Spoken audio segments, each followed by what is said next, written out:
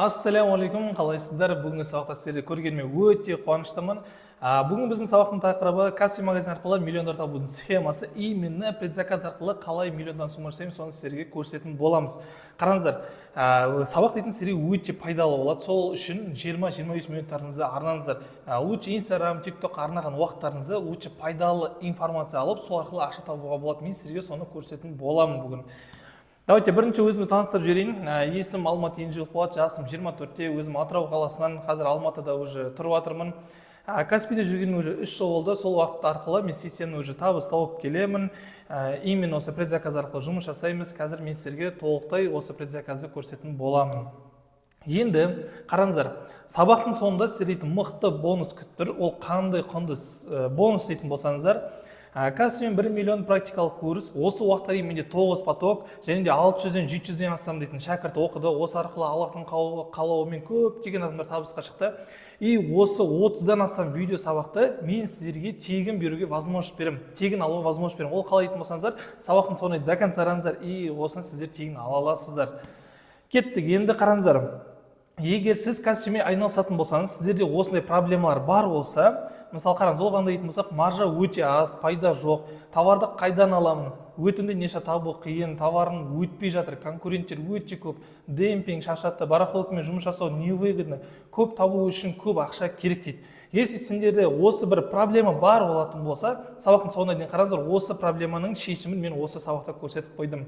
Енді, ал если сіз новичок болсаңыз, енді бастағыңыз келіп, айналысқыңыз келіп жүрген болса, сіздерде осындай проблема болатын болса, бастап кететін десе қаражат жоқ. Екіншісі қорқыныш бар, менен қолымнан келмей қалама деген сияқты. Заказ түспей минусқа кіріп кетемін деп қорқады, налогтан қорқады, налогтан кәдімгідей қорқады адамдар дейтін бар ғой. Ауылда отырып жасай аламын ба деп ойлайды, мысалы Каспиім блокта или черныйда дейді. Если осындай проблема болатын болса, сабақты соңына дейін қараңыздар, осығанда біз бананда осы проблемадан шығудың жолын көрсететін боламын. Енді қараңыздар, осы схема арқылы, именно предзаказ арқылы Аллахтың қалауымен 2023 жылы, 24 жылда жақсы үлкен обороттар жасадық. Мысалы қарайтын болсаңыздар, бір жылдығы бірнеше ИП-нікі 222 миллион, 61 миллион, 14 миллион. Мысалы бұл 3 ИП-дан жасалған, осы предзаказбен жасаған суммаларымыз.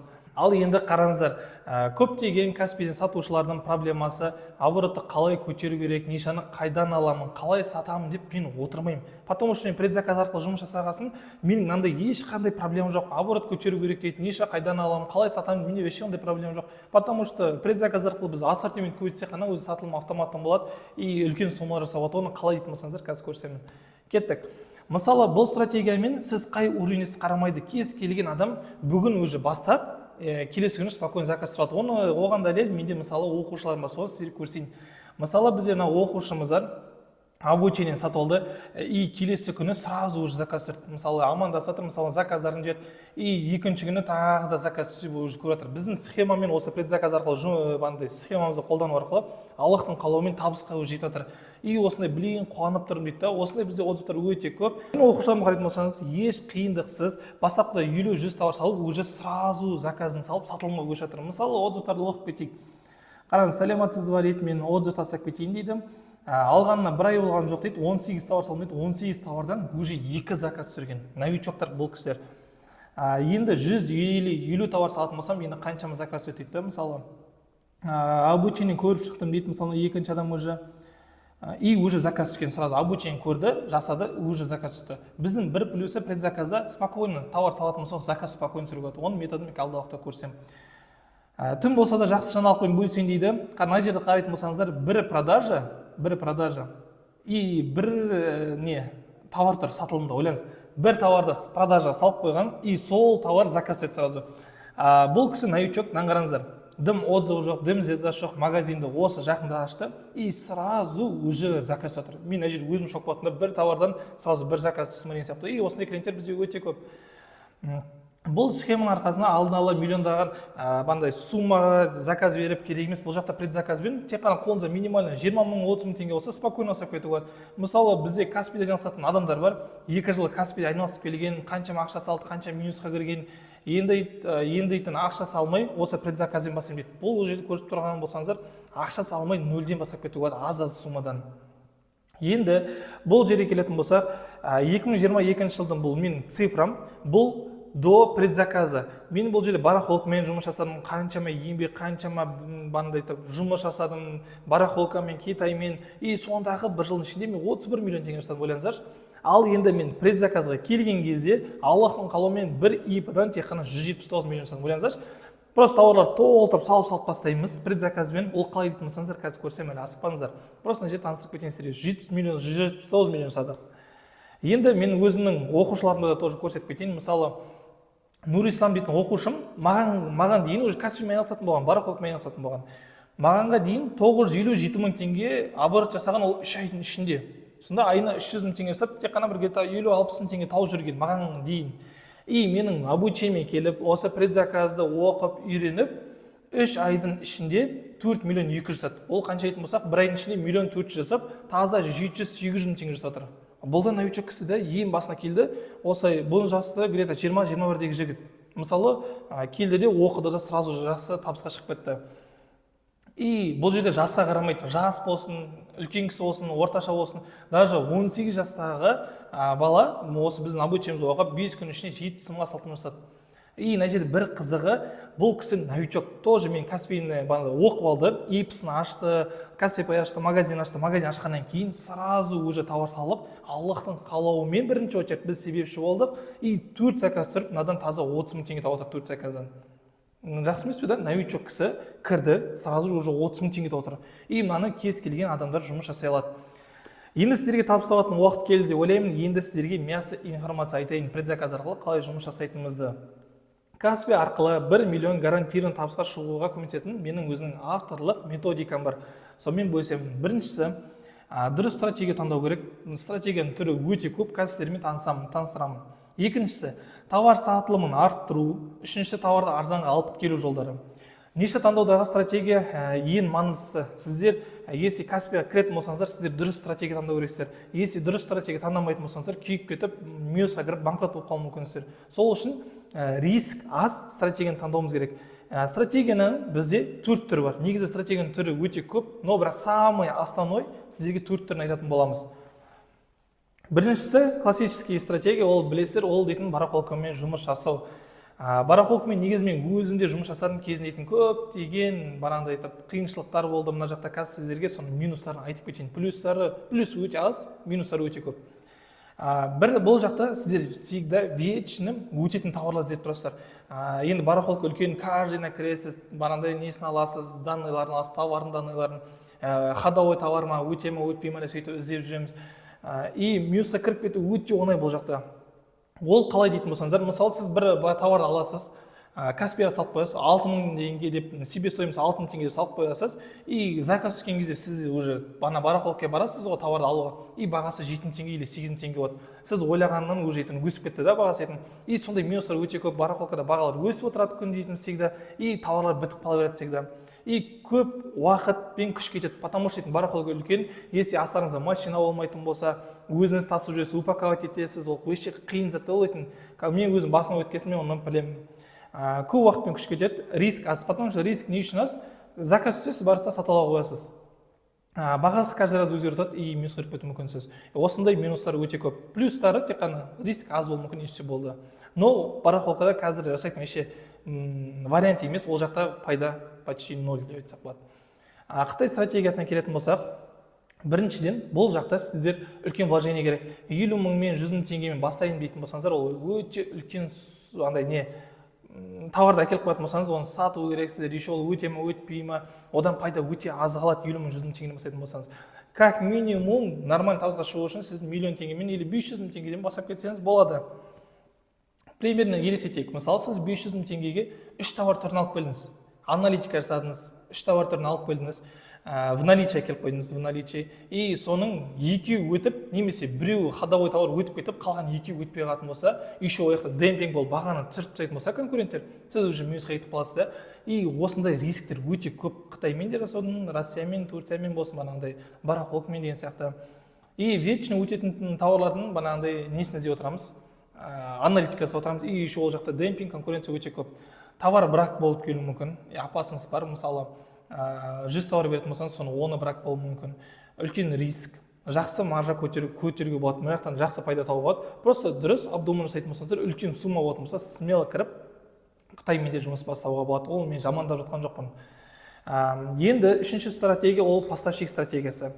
Бұл жерде дистрибьютор, дилер мен оптовиктармен үлкен солармен жұмыс жасаймыз, тізімін іздеуіміз керек біз дейтін поставщиктардың. Бұл жақта риск аз, предзаказ арқылы жұмыс жасауға, потому что олардың тауарларын салып қоямыз. Но ол жақта маржа өте аз, пайда өте аз. 100 000 теңге товардан 5 000 теңге алады, 6 000 теңге алады, ол өте аз ғой, мысалы дейтін. Бұл жақта склад керек емес, үлкен вложение керек емес. Үлкен вложение дегенде по-любому, бірақ осы поставщиктармен дистрибьютормен жұмыс жасайтын болсаңыздар, үлкен вложение керек негізі. Енді төртінші стратегия, ол менің самый любимый стратегиям предзаказы айтсақ болады. Қазір мен сіздерге плюстарын айтамын, ол қалай екен деген сияқты. Предзаказды түсіндіріп кетейін сіздерге. Мысалы, сіздің қолыңыздағы жоқ товарларды Каспиға салып тастаймыз. Ол қалай? Қытайдан, Россиядан, Турциядан, сайттардан, поставщиктерден товарларды аламыз да, оны сата алмаймыз. Просто тұрамыз да, Каспиға толтырып салып тастаймыз. 100 000, 200 000, 500 000 салып тастаймыз. Нормально реклама қосамыз, и бізге заказ түседі по факту. И біз соны клиентпен сөйлесеміз, я күтуге дайынмын дейтін болса, біз сол товарды Қытайдан болсын, Россия болсын, Турция болсын, Өзбекстан, Қырғызстан болсын, любой шет елден предзаказбен әкелеміз де клиентке береміз. И бұны қазір мен сіздерге плюстарын айтып кетемін. Предзаказ жалпы түсінікті шарайын сіздерге. Бұл жақта бір плюсы, сіз постоянно ниша зерттеп, қайсысы жақсы өтеді деп отпайсыз. Сіз даже дейтін бір сағаттың ішінде 20, 30, 40 ниша спокойно табуға болады. Именно оны, мысалы мен өзім магазинім бар, бір дүкенімде 15 000 товар бар.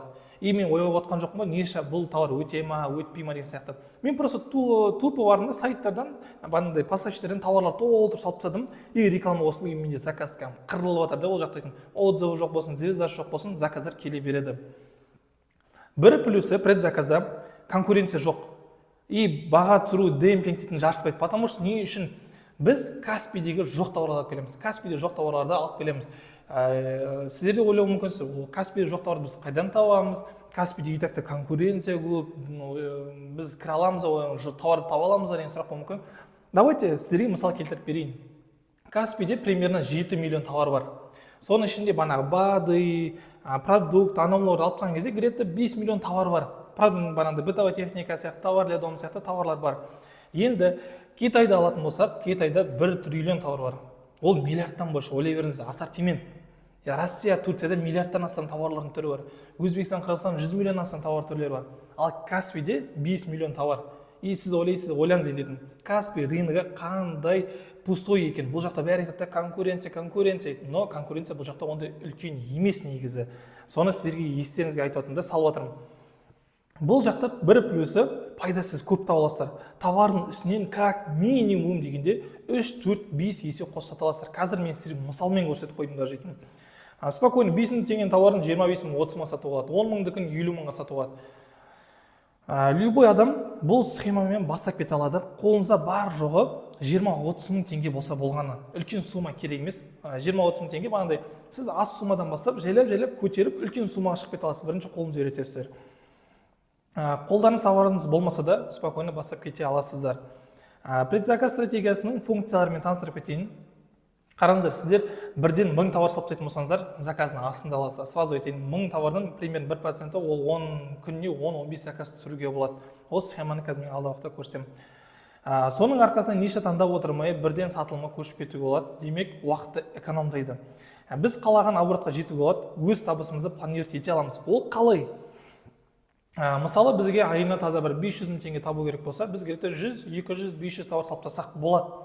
Если біз айына миллион теңгеден жоғары тапқымыз келетін болса, біз 2-3 мың товар салып тастауымыз болады. Где-то сіз бір айдың ішінде 1000 товар салып тастайтын болсаңыз, спокойно, как минимум таза 500 000-нан до миллиона жасауға болады. Бір плюсы, бұл жақта сіздерде үлкен склад товарларды әкеліп в наличии сақтап қоюдың қажеті жоқ. По факту сізге заказ түседі Каспийға, клиентпен сөйлесесіз, біз предзаказбен жұмыс жасаймыз, сіз күтуге дайынсыз ба дейсіз, күтуге дайын дейтін болса, все болды, біз дейтін уже Китайдан болсын, Россиядан болсын, Турциядан заказ береміз, и все клиентке жеткізіп береміз, уақытын қойып қоямыз. Бұл жақта шығын өте аз. Барында склад керек емес. бағанағыдай көп сотрудниктер емес, бір өзіңіз отырып спокойно жасай бере аласыздар. Қазір менде оқушыларым көп, соны сіздерге көрсем. Стратегияны үйреніп, бірден әрекетке көшіп, сол күні уже заказ түсіруге болады, сол күні заказ түсіруге болады. Менің оқушыларым көп ондай. Кез келген адам бұл стратегиямен жұмыс жасай алады, үлкен бюджет қажеті жоқ. Мысалы, қалай жасаймыз? Товарды таңдаймыз, бағасымен бағанағыдай есептеп саламыз. Мысалы, пайдамызды өзіміз үстінен қосып салдық, и содан кейін таблица саламыз. Таблица салғаннан кейін товар предзаказға түседі. Предзаказдан кейін біз реклама қосамыз. Мысалы, менің бір кішкентай аккаунтымды алайық. Мысалы, бір айдың ішінде біз реклама жібердік, одан 6 миллион теңге таза пайда түсті. 6 миллион теңге заказ түсті, одан таза 3 миллион теңге алды. И 585 мыңды реклама қорттым. Мысалы, осының барлығын біз досконально біз сабақтарда көрсететін боламыз. Енді қараңыздар, сіздерге заказдар осылай түседі. Мысалы, мына жерде массажер түсуі мүмкін, стол түсуі мүмкін, әртүрлі, мысалы 54 мың, 113 мың, 89 мың, осылай заказдар көп түседі сіздерге. И сізге заказ түскеннен клиентке хабарласасыз, күтуге дайынмын, әкеліңіз дейтін болса, все біз поставщикке хабарласамыз, или сайттан біз прямой заказ береміз, и клиентке біз жеткізіп береміз уже. Если қараңыздар, біз бұл жақта схема сызып қойдық, қалай новичок адам бір айдың ішінде таза 500 мың теңге табуға болатын гарантированный схема сызып қойдық. Ол қалай жұмыс жасайтын болса, қараңыздар. Сіз бір апта жарым, 2 аптаның ішінде 500 товар салып тастайсыздар, уже магазин ашасыздар. Менің схемам бойынша 500 товар саласыздар. Рекламаға бір айға 50 мың теңге құртамыз. Оны бөлегенде енді айына кіреді 2 мың, 1,5 теңге құртамыз күніне. И сатылым товары бір айдың ішінде 100 болады сіздерде. Ол күніне 3-4 заказ өтіп тұратын болса, 500 товар салып қойсыз, күніне 3-4 заказ, 5 заказ өтетін болса, спокойно бір айдың ішінде 100 товар сата аламыз. Средний чек 10-15 мың теңге болады. И таза пайда спокойно бір айдың ішінде как минимум 500 мыңнан до ляма спокойно табылады. Если сіз уже Каспиймен жақсы айналысатын, уже опытыңыз бар болатын болса, кішкене Каспийде сіз спокойно миллионнан жоғары жасай аласыз. И оның барлығы өте оңай негізетін. Мысал мен келтірейік енді товарлармен. Мысалы, Қытайда мына товардың бағасы 16 юань тұрады, осы сумка. Где-то ол 1000 теңге, ал келуімен бірге 1500 теңге болады. Себестоимость до Алматы товар 1500 теңге келеді. Енді Каспийде бағасын қарайтын болсақ, мына цветі бар, мынада конкуренттер жоқ, но звезда бар, отзыв бар. Просто салсақ болады.